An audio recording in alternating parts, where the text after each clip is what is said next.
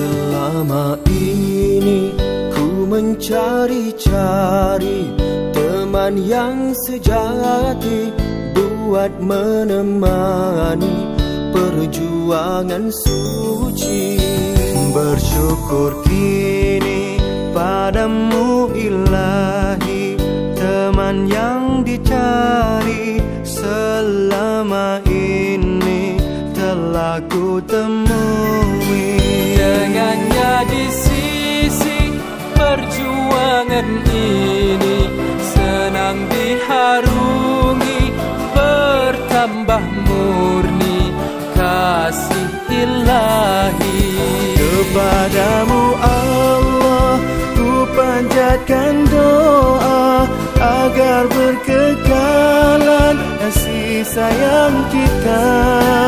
Kepadamu teman ku pohon sokongan, pengorbanan dan pengertian telah ku ungkapkan segala-galanya. Selama ini ku mencari-cari teman yang sejati buat menemani perjuangan suci. Bersyukur kini padamu ilahi, teman yang dicari selama ini telah ku temui. Teman, bersamalah kita semaikan persahabatan ini dengan keimanan.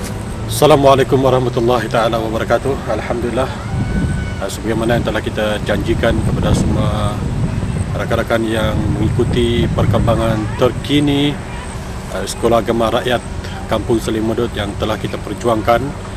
Ini merupakan informasi yang terbaru di mana sebentar tadi kita sama-sama dengan pihak Jabatan Agama Islam Negeri Sabah untuk sama-sama melihat tapak sekolah yang kita cadangkan, juga bersama-sama melihat kelas yang kita jadikan, iaitu di Masjid Kampung Selimudut. Oleh yang demikian, besarlah harapan kami, mudah-mudahan tuan-tuan dan puan-puan yang berada di luar sana terus memberi sokongan kepada kami, terus memberi bantuan kepada kami, di mana usaha untuk kita mewujudkan sekolah ini sangat-sangat diperlukan.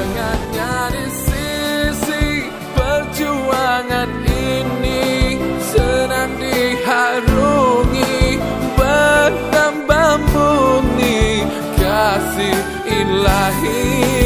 Kepadamu Allah ku pohon restu agar kita kekal bersatu.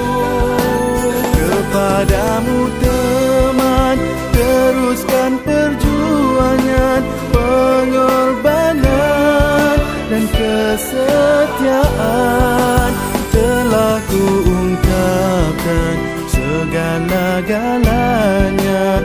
Itulah tandanya kejujuran kita.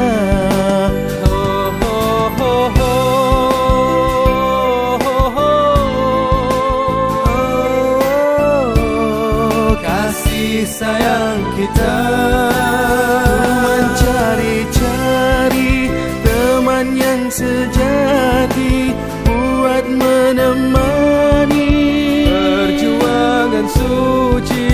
Telah ku ungkapkan segala-galanya dan itulah tandanya kejujuran kita. Ha ha ha ha.